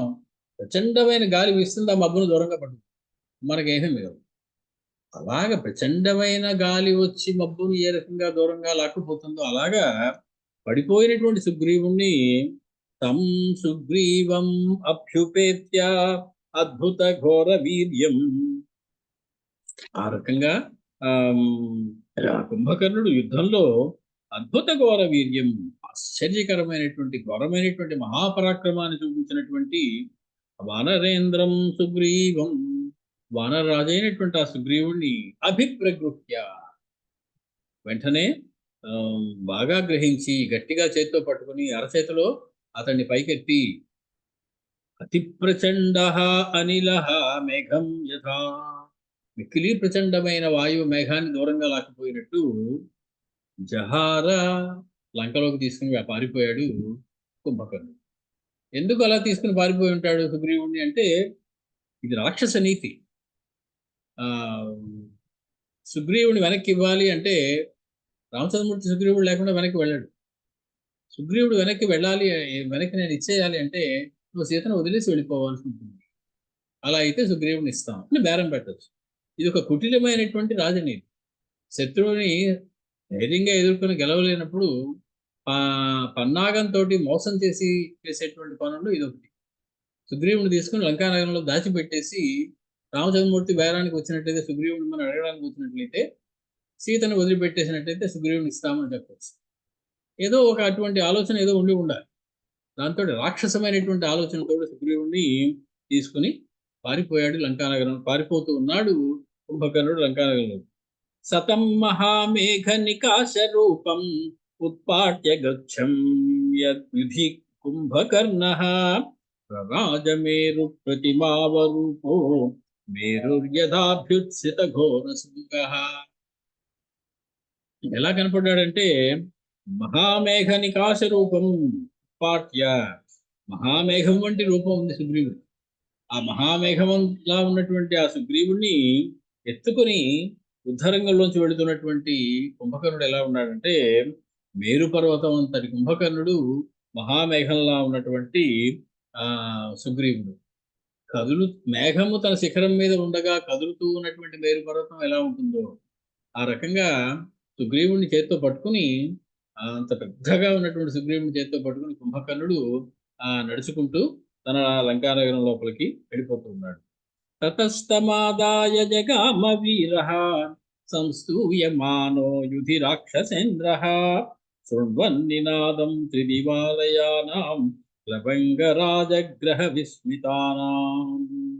ఆకాశంలో పైన దేవతలందరూ గుమికూడిపోయారు, కంగారు పడిపోతూ ఉన్నారు. బ్రహ్మర్షులు, దేవర్షులు, యక్షులు, గంధర్వులు, కిన్నరులు అందరూ చూస్తూ ఉన్నారు పైనుంచి. అటువంటి సమయంలో తం ఆదాయ వీరః జగామ, ఆ సుగ్రీవుణ్ణి ఎత్తుకుని పారిపోతూ ఉన్నాడు కుంభకర్ణుడు. సంస్తూయమానో యుధి రాక్షసేంద్ర, జై జయధ్వానాలతోటి ఈ రాక్షసులందరూ కూడా కుంభకర్ణుని పొగుడుతూ ఉన్నారు. కుంభకర్ణుని జై జయధ్వానాలు చేస్తున్నారు కుంభకర్ణుడి గురించి. శృణ్వన్ నినాదం త్రిదివాలయానాం, ఆహాకారాలు పెడుతూ ఉన్నారు దేవతలందరూ. ఇంద్రుని యొక్క సాక్షాత్తు సూర్యుని యొక్క కుమారుడు అయినటువంటి సుగ్రీవుడు ఈనాడు కుంభకర్ణుడి చేతిలో ఓడిపోయాడు కదా, అతను సంహరించబడ్డాడు కదా అన్నంత కంగారు పడిపోతూ ఉన్నారు వాళ్ళు. గగ్గోలు పెట్టేస్తూ ఉన్నారు పైన ఉన్నటువంటి దేవతాగణాలు. త్రిదివాలయానాం నినాదం శృణ్వన్, వాళ్ళందరూ ఆశ్చర్యంతో దుఃఖంతో జరగకూడదు జరిగిపోయింది ఏమిటి, మనం ఒకలా అనుకుంటే ఇంకోలా అయిపోయింది ఏమిటి అని కంగారు పడిపోతూ ఉన్నారు. పైన చూస్తున్నటువంటి దేవతలందరూ కూడా ఈ సుగ్రీవుని తీసుకుని పరిగెడుతున్నటువంటి కుంభకర్ణుడు చూసి. తతస్తమాదాయ తదా సమేనే హరీంద్రమింద్రోపమమింద్ర వీర్య అస్మిన్ హతే సర్వమిదం హతం స్యాత్ సరాఘవం సైన్యమితీంద్ర శక్రు. అప్పుడు తమాదాయ, ఆ సుగ్రీవుని తీసుకుని వెళుతూ ఉన్నటువంటి కుంభకర్ణుడు ఇలా ఆలోచిస్తున్నాడు. మనం ఏమని ఆలోచించాం, సీతమ్మ కోసం బేరం పెడతాడే దాని గురించి కోసం తీసుకుంటున్నాడేమో అనుకుంటాం. కానీ కుంభకర్ణుడు ఏమని ఆలోచించాడో చెప్తున్నారు మహర్షి. హరీంద్రం ఇంద్రోపమం ఇంద్రవీర్య అస్మిన్ హతే సర్వమిదం హతం స్యాత్. యుద్ధం ఇక్కడతో అయిపోతుంది. వానర రాజు అయినటువంటి సుగ్రీవుడే సంహరించబడితే ఇంకా యుద్ధం జరిగేటువంటి అవకాశం లేదు. కాబట్టి వచ్చిన దాన్ని ఎవరు మటుకు వాళ్ళు సీతమ్మని వదిలేసి పారిపోతారు, వెళ్ళిపోతారు. రామలక్ష్మణులతో సహా వానర రాజు అయినటువంటి మహాబలవంతుడైనటువంటి సుగ్రీవుడే మరణిస్తే మేమెంత అనుకుని వానరులందరూ కూడా మళ్ళీ వచ్చిన దాన్ని వెనక్కి కిష్కింధ దాకా ఆగకుండా వెనక్కి చూడకుండా పారిగెట్టి మారిపోతారు అనేటువంటి ఒక ఆలోచన వచ్చిందట. కాబట్టి ఇంద్రుడి వంటి పరాక్రమం కలిగినటువంటి ఆ కుంభకర్ణుడు ఇంద్రుడితో సమానమైనటువంటి ఆ సుగ్రీవుని తీసుకుని పోతూ ఇతన్ని సంహరించినట్లయితే రాముడితో సహా సమస్త సైన్యము సంహరించబడినట్లే, యుద్ధం మనం గెలిచేసినట్లే అనేటువంటి ఆలోచనతో తీసుకువెళ్తూ ఉన్నాడు. విద్రుతాం వాహినీం దృష్ట్వా వానరాణామితస్తతః కుంభకర్ణేన సుగ్రీవం గృహీతం చాపి వానరం హనుమాన్ చింతయామాస మతిమాన్ మారుతాత్మజః. చూశారు హనుమత్ స్వామి. విద్రుతాం వాహినీం దృష్ట్వా, చల్లా చెదరై సేనంతా కూడా వానరాణామితస్తతః ఇటు పరిగెట్టేస్తున్నారు. ఎటు వెళ్ళాలో దిక్కు తెలియకుండా పరిగెడుతున్నారు. అన్ని దిక్కులకి పరిగెట్టేస్తున్నారు వానరుడు. కుంభకర్ణేన సుగ్రీవం గృహీతం చాపి వానరం, కుంభకర్ణుడి చేత తీసుకోబడి వెళ్ళబడుతున్నటువంటి ఆ సుగ్రీవుని కూడా చూశారు హనుమత్ స్వామి. వెంటనే ఏం చేయాలి ఆయన? పరిగెట్టుకుని వెళ్ళి కుంభకర్ణుడితో యుద్ధం చేసి సుగ్రీవుని విడిపించుకుని తేవాలి. చింతయామాస, క్షణం ఆగారు. రావణాసురుని చూసిన సుగ్రీవుడు రాముల వారి పక్కన ఉండగా చెప్పకుండా వెళ్ళిపోయి ఒక తన్ను తన్నేసి రావణాసుని చంపేద్దాం వెళ్ళిపోయాడు. మహాపరాక్రమవంతుడు కాబట్టి. కానీ కుంభకర్ణుడిని సంహరించగలిగిన శక్తి ఉన్నప్పటికీ కూడా హనుమత్ స్వామి చింతయామాస మతిమాన్ కపి, ఆలోచించారు. అయ్యో ఇప్పుడు నేను వెళ్ళి సంహరించి వచ్చేయచ్చు, సుగ్రీవుని రక్షించి తెచ్చేయచ్చు, కానీ అది యుక్తమా కాదా, అలా చెయ్యవచ్చా చెయ్యకూడదా అని ఒక్క క్షణం ఆలోచించారు. సుగ్రీవుడికి హనుమత్ స్వామికి అది తేడా. బలం ఉండగానే వెంటనే పరిగెట్టుకెళ్ళి దాన్ని చూపించి వచ్చేసేటువంటి లక్షణం సుగ్రీవుడిది. బలం ఉపయోగించవలసినటువంటి అవసరం సమయమా కాదా ఇదని ఒక్క క్షణం ఆలోచించి తన బలాన్ని ప్రయోగించేటువంటి లక్షణం హనుమత్ స్వామి. అందుకే ఆయన ఒక్క దెబ్బ వేస్తే చచ్చి ఊరుకునేది ఆ లంకాధిదేవత లంకిని. కానీ స్త్రీతి మన్యమాన పాపమాడతి అనుకుని ఎడం చేతితోటి ఒక దెబ్బ ఇలా కొట్టారు అంతే పాపం. అప్పటికే దాని సమస్తమైనటువంటి శక్తులు పోయాయి. నమస్కారం పెట్టేసింది. మహాబాహు త్రాయస్సు హరిసత్తమ్మ లోపలికి వెళ్ళి వేసి తెచ్చుకోండి. నేను అనుకుంటాను ఇంకొక దెబ్బ వేస్తే సీతమ్మ ఎక్కడుందో కూడా చెప్పేసి ఉంటాను కదా అని. కానీ అనుమానం ఏంటంటే ఎందుకు వేయలేదంటే ఆయన ఇంకొక దెబ్బ వస్తే చచ్చిపోతుంది. కాబట్టి ఆయన దాన్ని అక్కడితో వదిలిపెట్టేస్తారు. ఎక్కడ ఎంతవరకు చెయ్యాలి, ఏది చెయ్యాలి అనేటువంటిది ప్రతిసారి బలం ఉంది కదా అని ఉపయోగించేటువంటి తెలివైనటువంటి లక్షణం కాదు. చింతయామాస, ఒక క్షణం ఆలోచించారు. మతిమాన్ మారుతాత్మజ, మతిమంతుడైనటువంటి హనుమస్వామి ఆలోచించారు. ఏవం గృహీతే సుగ్రీవే కిం కర్తవ్యం మయా భవేత్. ఇలా సుగ్రీవుని తీసుకుని వాడు పారిపోతూ ఉంటే లంకానగరంలోకి, మయా కిం కర్తవ్యం, ఇప్పుడు నేనేం చేస్తే బాగుంటుంది, ఇప్పుడు నేనేం చెయ్యాలి అని ఆలోచించారు. యద్ధి న్యాయం మయా కర్తుం తత్కరిష్యామి అసంశయం. చేసే పని ఆలోచించి చేస్తాను, తొందరపడి మాత్రం ఏ పని చేయను. ఏది యుక్తమైనదో ఏది న్యాయమైనదో అదే చేస్తాను. భూత్వా పర్వత సంకాశో నాశయిష్యామి రక్షసం. మహాపర్వతంగా కుంభకర్ణుడికి 10 రెట్లు పెరిగిపోగలిగిన శక్తి ఉంది పరమస్వామి. వాడు అన్ని గజాలు అయితే ఈయన అంతకు 10 రెట్లు గజాలుగా పెరిగిపోయి, కాబట్టి అంతగా పెరిగిపోయి మహాపర్వతంలా పెరిగిపోయి ఈ కుంభకర్ణుడిని సంహరించేయగలను నేను కావలిస్తే. మయా తే సంయతి కుంభకర్ణే మహాముష్టి విశీర్ణ దేహే విమోచితే వానర పార్థివే చ భవంతు హృష్టాః ప్లవగా సమగ్రాః. అంత పరిమాణంలో పెరిగిపోయి ఒక్కసారి నా విశ్వరూపాన్ని చూపించి నా ముష్టితోటి ఒక్కసారి కుంభకర్ణుడి కనుక కొడితే అతగాడు సంహరించబడిపోతాడు. వెంటనే కుంభకర్ణుడు సంహరించబడగానే సుగ్రీవుని జాగ్రత్తగా ఒక కమలాన్ని తీసుకున్నట్టు మా ప్రభు అయినటువంటి వానరరాజు అయినటువంటి సుగ్రీవుని జాగ్రత్తగా తీసుకొని వచ్చి రామపాదాల దగ్గర నిలబడితే ఎంత బాగుంటుంది. అతగాని సంహరించేసి సుగ్రీవుణ్ణి, కుంభకర్ణుణ్ణి. మయాహతే సంయతి కుంభకర్ణే, కుంభకర్ణుడు యుద్ధంలో నా చేత సంహరింపబడిన వాడై ఉండగా, ఎటువంటి నేను మహాబలే ముష్టి విశీర్ణ దేహే, మహాబలం కలిగినటువంటి నేను ముష్టి విశీర్ణ దేహే, నా పిడికిలి పోటుతోటి బ్రద్దలైపోయినటువంటి శరీరం కలిగినట్లుగా కుంభకర్ణుడిని సంహరించినట్లయితే, విమోచితే వానర పార్థివే చ, వానరరాజు అయినటువంటి సుగ్రీవుని కనుక విడిపించినట్లయితే, భవంతు హృష్టాః ప్లవగాః సమగ్రాః, ఈ పారిపోతున్న వానరులందరూ కిసకిసలాడుకుంటూ సంతోషంతో జయ జయధ్వానాలు పలుకుతూ మళ్ళీ ఒక చోటకు వచ్చేస్తారు, పారిపోవడం మానేస్తారు. చక్కగా వాళ్ళందరినీ వెనక్కి తీసుకురావచ్చు. అథవా స్వయమప్యేష మోక్షం ప్రాప్స్యతి వానరః గృహీతోయం యద్భవేత్ దశైః సాసురోరగైః. అయినా మా సుగ్రీవుని యొక్క బలాన్ని నేను తక్కువగా అంచనా వేయడానికి లేదు. మహాబలవంతుడైనటువంటి సుగ్రీవుడు, అతడు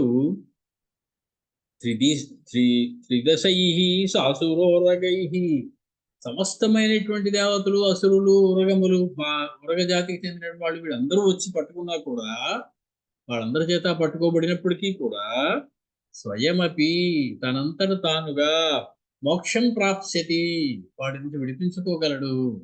ఎవ్వరిని కూడా ఇంకోళ్ళ సాయం లేకుండా తానే విడిపించుకొని రాగలడు. మన్యేన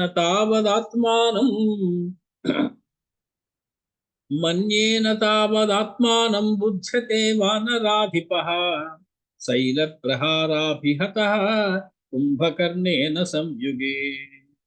యుద్ధంలో ఒక పర్వత శిఖరం యొక్క దెబ్బ వక్షస్థలం మీద తగలడం వల్ల సుగ్రీవుడుకు ఊహ తప్పిపోయాడని మాత్రమే నేను అనుకుంటున్నాను. ఇతగాడు సంహరించగలడు అని నేను అనుకోవటం లేదు సుగ్రీవుడిని. బహుశా ఈ వానరులందరూ సుగ్రీవుడు మరణించాడు అనేటువంటి దాంతో కంగారు పడిపోతున్నారు తప్ప, ఎంత పర్వత శిఖరంతో వక్షస్థలం మీద ఎంత పెద్దవాడు కొట్టినప్పటికీ కూడా నిలదొక్కుకోగలిగినటువంటి బలం కలిగినటువంటి సుగ్రీవుడు బహుశా కేవలము మూర్ఛపోయి ఉంటాడంతే. అయం ముహూర్తాత్ సుగ్రీవో లబ్ధ సంజ్ఞో మహాహవే ఆత్మనః వానరాణాంచ యత్పథ్యం తత్కరిష్యతి. తనకి ఏది హితమైనదో, తనకి ఏది మంచిదో అది అతను చేసుకోగలడు. తనకి కాదు, సమస్త వానరములకు ఏది హితమైనదో ఏది మంచైనదో కూడా చేయగలిగినటువంటి సత్తా ఉన్నవాడు సుగ్రీవుడు. కాబట్టి ఎవరో ఇప్పుడు కొంచెం తెలివి రావడమే ఆలస్యం, కానీ ఈ మహాయుద్ధంలో సుగ్రీవుడు తనని తాను విడిపించుకుని మళ్ళీ మన వైపు వచ్చేస్తాడు, ఏమీ కంగారు లేదు అనుకుంటూ ఒక అందమైనటువంటి శ్లోకం అంటూ ఉన్నారు హనుమత్ స్వామి. మయా తు మోక్షితస్యాస్య సుగ్రీవస్య మహాత్మనః అప్రీతిశ్చ భవేత్ కష్టా కీర్తినాశశ్చ శాశ్వతః. కానీ ఇప్పుడు ఏం చేయాలనుకుంటున్నారు? న్యాయమైనటువంటి పని చేయాలి అనుకుంటున్నారు. న్యాయము అనేటువంటి పని, యాకం యావత్తు. న్యాయం వేరు, న్యాయ్యం వేరు. న్యాయము అంటే నీతితో సంబంధించింది, న్యాయంగా ఉండేటువంటిది.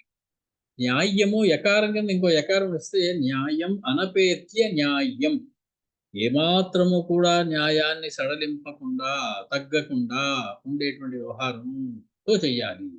దానికి న్యాయము అని పేరు. అంటే న్యాయం ఏమాత్రము సడలకుండా ఉండేలాంటి పని చెయ్యాలి. సరే, పర్వతం అంత పెరిగిపోయి కుంభకర్ణుని సంహరించడం ఒకటి. కానీ మహాబలవంతుడైనటువంటి సుగ్రీవుడిని కుంభకర్ణుడి నేను రక్షించడం ఏంటి? సమస్తమైనటువంటి దేవతలు, అసురులు, ఉరగములు పట్టుకున్నా కూడా తనని తాను రక్షించుకునేటువంటి నేర్పరితనం కలిగినటువంటి వాడు కదా సుగ్రీవుడు. నేను వెళ్ళి రక్షించడం ఏమిటి? కాబట్టి స్వయంగా తనని తాను రక్షించుకునేటువంటి సత్తా ఉండి ఇహనో ఇప్పుడు కొంచెం తెలివి రాగానే వచ్చేస్తాడు. మయాతు మోక్షితస్య అస్య సుగ్రీవస్య మహాత్మనః అప్రీతిశ్చ భవేత్ కష్టా కీర్తినాశశ్చ శాశ్వతః. ఒకవేళ నేను గనక వెళ్ళి కుంభకర్ణుడితో దెబ్బలాడి యుద్ధం చేసి అతన్ని సంహరించో, కొట్టో, విడిపించుకుని సుగ్రీవుని తీసుకుని వస్తే గనక ఆయనకి సుగ్రీవుడికి నచ్చకపోవచ్చు నేను చేసిన పని. ఏమయ్యా, ఆ మాత్రం నన్ను నేను రక్షించుకోవాలనుకున్నావా, నన్ను విడిపించుకుని తీసుకొస్తావా నువ్వు కుంభకర్ణుడి దగ్గర నుంచి అని అడగచ్చు నన్ను. కాబట్టి దానివల్ల శాశ్వతమైన అపకీర్తి కలుగుతుంది సుగ్రీవుడు. ఏమని? ఆనాడు హనుమంతుడు రక్షించాడు కాబట్టి బతికి బయటకు ఉండడం, లేకపోతే నీ పని ఏమన్నాడో అయిపోయేదని చిన్న చిన్న వానరాలు రేపు ఈయన రాజ్యంలో సింహాసనం మీద కూర్చున్నప్పుడు అధిక్షేపిస్తాయి. నువ్వు మాకు రాజేమిటివయ్యా, హనుమంతుడు రక్షించబట్టి బతికావు నువ్వు అని.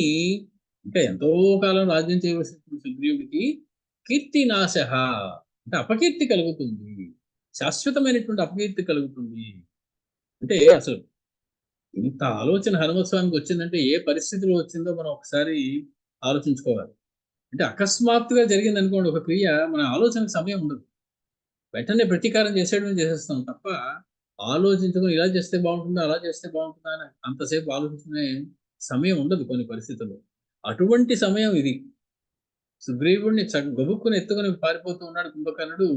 ఆలోచించడానికి సమయం లేకుండా వెళ్ళి వాడిని 4 తల్లి సుగ్రీవుడిని విడిపించుకొచ్చేయాలంతే.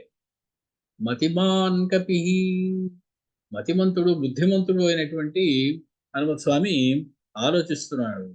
ఆయన ఆలోచించకుండా చేసేటువంటి పనులు ఒక్కొక్కసారి అనూహ్యమైనటువంటి పరిణామాలకు దారితీస్తాయి. కాబట్టి ఎంత పరిస్థితుల్లో అయినా ఆలోచించి మళ్ళీ ఆలోచించమన్నారు కదా అని గంటల కొద్దీ, రోజుల కొద్దీ, యుగాల కొద్దీ ఆలోచించడం కాదు. ఎంతవరకు అవసరమో అంతవరకు క్షణకాలం చురుకైనటువంటి బుద్ధితోటి ఆలోచించి చేయాలి. కాబట్టి అంటే హఠాత్తుగా కలిగినటువంటి ఉద్రేకంతో ఒక కార్యంలోకి దిగిపోకూడదు అని చూపిస్తూ ఉన్నారు హనుమత్ స్వామి. మొత్తానికి హనుమత్ స్వామి బలంలో సుగ్రీవుడి కన్నా చాలా ఎక్కువ బలవంతుడు అయి ఉండవచ్చు. అది మనం రామాయణాన్ని చూస్తే మనకే అర్థమవుతుంది. సుగ్రీవుడి కన్నా మహాబలవంతుడు హనుమత్ స్వామి, అందులో ఏమీ సందేహం లేదు. దేహబలంలో అయినా మనోబలంలో అయినా సరే. అందుకే అయినప్పటికీ సుగ్రీవుడికి మంత్రిగా ఉండిపోయారు. నేను నీకన్నా బలవంతుడిని బుద్ధిలోను, శరీర బలంలోను కూడా, కాబట్టి నువ్వు మంత్రిగా ఉండి నేను రాజు అయిపోతా అనలేదు. అంత తెలిసినప్పటికీ కూడా సుగ్రీవుడికి మంత్రిగా ఉండి సేవిస్తూనే ఉన్నారు. మహా కార్యాలు సుగ్రీవుడి ఆజ్ఞ మీద నిర్వర్తిస్తూ వచ్చారు. కాబట్టి అటువంటి అంటే సుగ్రీవుడు ఎక్కడికి వెళ్ళమంటే అక్కడికి వెళ్ళారు పాపం. సీతమ్మ ఎక్కడుందో జాడ కనుక్కురావయ్యా అంటే 100 యోజనాలు సముద్రాన్ని దాటుకుంటూ వెళ్ళి 4 అంగుళాల మేడ కూడా లంకలో వదిలిపెట్టకుండా వెతికి పట్టుకున్నారు సీతమ్మ తల్లిని. మళ్ళీ వెనక్కి వచ్చి సుగ్రీవుడిని ఆజ్ఞ పాలించానయ్యా అని చెప్పారు. అటువంటి ఆయన ఒక పరుగులో వెళ్ళి ఎగిరి కుంభకర్ణుడిని కింద పడేయడం ఆయన పెద్ద కష్టమైనటువంటి పని అయితే కాదు. కాబట్టి వెంటనే సుగ్రీవుడిని ఆయన నుంచి విడిపించి తన భుజాల మీద వేసుకుని మళ్ళీ వెనక్కి వచ్చేయగలరు. అలా తన రాజు కోసం తన ఆ మాత్రం చేయడం తప్పు కూడా కాదు. తన రాజుని తాను రక్షించుకోవాల్సిన సందర్భం వచ్చినప్పుడు రక్షించుకోవాలి మంత్రులను. అందులో పెద్ద ఆలోచించవలసిన విషయం కాదు. కానీ బుద్ధిమతాం వరిష్ట, బుద్ధిమంతులలో శ్రేష్ఠుడైనటువంటి హనుమత్ స్వామి ఆలోచిస్తున్నారు. నిదానించారు, ఒక్క క్షణ నిదానాన్ని చూపించారు. తాను పని చేయడం వల్ల సుగ్రీవుడు వెంటనే రక్షించబడతాడు, కానీ రేపటి నుంచి ఆయనకి అపకీర్తి వస్తుంది. నీ మంత్రి రక్షించాడు నిన్ను, నువ్వు నీ మంత్రిని రక్షించుకోవాలి, నీ మంత్రి నిన్ను రక్షించాడు. నీకన్నా నీ మంత్రి గొప్పవాడు, తెలివైన వాడు, బలవంతుడు, కానీ ఆయన మీద అందరూ వేలు చూపిస్తారు. రాజుగా కూర్చోన్నటువంటి ఆయన, ఆయన మీద గౌరవం భక్తి కూడా చిన్న చిన్న వానరములకు కూడా తగ్గిపోయేటువంటి అవకాశం ఉంటుంది. కాబట్టి అలా అలా విడిపించడం అసలు సుగ్రీవుడికి ఇష్టం లేకపోవచ్చు. సుగ్రీవుడికి నచ్చుతుందో లేదో తెలియదు తను చేసే పని. కాబట్టి పైగా సుగ్రీవుడికి నచ్చని పని ఇంతవరకు ఏనాడు చేయలేదు. నచ్చుతుందో లేదో అని అనుమానం వస్తేనే ఆ పని చేయడం మానేస్తారు. కాబట్టి ఇంతవరకు అన్నాళ్ళు సుగ్రీవుడు మెచ్చుకునేటువంటి పనులు చేసి, ఈ యుద్ధం చివరి దశలో వస్తున్నటువంటి సమయంలో యుద్ధంలో ఆ సుగ్రీవుడికి నచ్చని పని ఎలా చేస్తాను నేను? అంటే ప్రభువు మీద తన ఎవరిని రాజు అనుకుంటున్నాడో ఆ రాజుగారి మీద ఎంతటి గౌరవం ఉందో, ఎంతటి నమ్మకం ఉందో ఆయన ఆయన బలం మీద ఆ హనుమత్ స్వామికి మనకు అర్థమవుతుంది. సుగ్రీవుడు బ్రహ్మగారికి మనుమడి అవుతావు అని ఇందాక చెప్పాడు కుంభకర్ణుడు. బ్రహ్మగారికి సుగ్రీవుడు ఎలా మనవడు అయ్యాడే అంటే, సుగ్రీవుడి యొక్క తండ్రి పేరు వృక్షరజస్సుడు. ఒకనాడు అతను అడవుల్లో తిరుగుతూ అటు ఇటు తిరుగుతుంటే ఒక కొలంలో స్నానం చేశాడు. ఆ కొలంలో స్నానం చేస్తే ఏంటంటే, ఈ కొలంలో ఎవరు స్నానం చేస్తే వాడు ఆడవాళ్ళుగా మారిపోగాక అనేటువంటి ఒక శాపం. ఆ వృక్షరజస్సుడు కాస్త బయటకు వచ్చేటప్పటికి ఒక స్త్రీ రూపంలో బయటకు వచ్చాడు. ఇదేమిటా నేను అంటే తెలియక చేశావయ్యా, మరి ఇందులో స్నానం చేస్తే అంతే అన్నారు. మొత్తానికి అందమైనటువంటి ఆ రూపాన్ని చూసి దేవేంద్రుడు, సూర్యుడు ఇద్దరు కూడా మోహపడ్డారు. ఇద్దరు మోహపడేటప్పటికి ఇంద్రుడి దృష్టి అతని తోక మీద పడింది. ఆ వృక్షరజస్సుడి తోక మీద. ఆ వాలంతో సంబంధించి వచ్చింది కాబట్టి ఇంద్రుని కుమారుడిగా వాలి అనేటువంటి వాడు జన్మించాడు. ఇకపోతే సూర్యుని యొక్క ఆ దృష్టి అతని యొక్క మెడ మీద పడింది. ఎంత అందంగా ఉంది ఈ అమ్మాయి మెడ అనుకున్నాడు సూర్యుడి చూసి. సో ఆ దానివల్ల ఉద్భవించినటువంటి వాడు సుగ్రీవుడు. సో వారి సుగ్రీవులు ఆ రకంగా అన్నదమ్ములుగా ఈ వృక్ష రజస్సుడికి జన్మించారు. ఇంద్రుడు, సూర్యుడు, ఇంద్రుడు యొక్క దీంతో మొత్తానికి సూర్యుని దృష్టి పడిన వెంటనే ఆ వృక్ష రజస్సుడికి ఒక అప్సర అనేటువంటి ఆవిడ ద్వారా ఆవిడని ఒక మీడియంగా చేసుకుని అందులోంచి బయటకు వచ్చాడు సుగ్రీవుడు. మొత్తానికి కాళ్ళ వెళ్ళ పడ్డాడు, బ్రహ్మగారిని పట్టుకున్నాడు. ఏమయ్యా బ్రహ్మగారు, ఏమయ్యా నువ్వు ఆడా మగ అని పరిశీలించాలి. వెళ్ళేటప్పుడు మగవాళ్ళే వెళ్ళినట్టు వచ్చేటప్పుడు ఇలా వచ్చేవేటయ్యా నవ్వారు బ్రహ్మగారు. ఆయన కాళ్ళ మీద పడ్డాడు. నీవే నా తండ్రి లాంటి వాడు బాబు, నువ్వు నన్ను రక్షించాలి. పొరపాటు చేసి నాకు తెలియక ఆ సరస్సులో స్నానం చేశాను, దాన్ని ఇప్పుడు ఏం చేయమంటావు అని కాళ్ళ వెళ్ళ పడేటప్పటికి మళ్ళీ ఇంకో సరస్సులో స్నానం చేసి మళ్ళీ అతన్ని మామూలు వానరాన్ని చేశాడు బ్రహ్మగారు. కాబట్టి బ్రహ్మగారికి పుత్ర వరుసలో ఉంటాడు. రక్షించి తండ్రి అని పిలిచాక రక్షించాడు కాబట్టి బ్రహ్మగారు ఈ వృక్షరజస్సుడికి తండ్రి వరుస. కాబట్టి నువ్వు బ్రహ్మగారికి మనమడివయ్యా అన్నాడు కుంభకర్ణుడు ఇందాకల సుగ్రీవుని చూసి. సరే హనుమస్వామి మొత్తానికి కాసేపు వేచి చూడటమే మంచిది. మనం వెళ్ళి ఇప్పుడు తొందరపడి ఆయన రక్షించినట్లయితే కొంపలు అట్టుకుంటాయి. తనని తాను రక్షించుకోలేనటువంటి తక్కువ బలం ఉన్నటువంటి వాడు మాత్రం కాదు మా రాజు అనుకుని ఆగారు హనుమత్ స్వామి. తస్మాత్ ముహూర్తం కాంక్షిష్యే విక్రమం పార్థివస్యతు భిన్నం చ వానరానీకం తావదాశ్వాసయామ్యహం.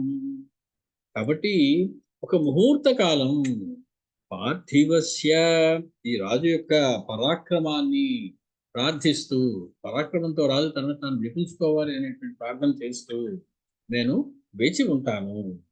తావత్ భిన్నం వానరానీకం అహం ఆశ్వాసయామి. ఈ లోపుని రాజు మరణించాడేమో అనే అపోహతోటి అటు ఇటు పారిపోతున్నటువంటి వానర సేనని నేను సమీకరిస్తాను, వాళ్ళందరికీ ధైర్యం చెప్పి మళ్ళీ నిలబెడతాను.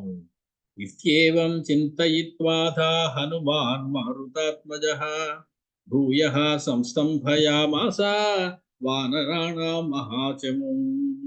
మొత్తానికి ఈ ఈ వేచి ఉన్నటువంటి హనుమ వానరులందరూ అటు ఇటు చల్లాచెదరైపోకుండా పట్టుకుని వారందరినీ కూడా కాపాడేటువంటి పనిలో నిమగ్నమై ఉన్నారు.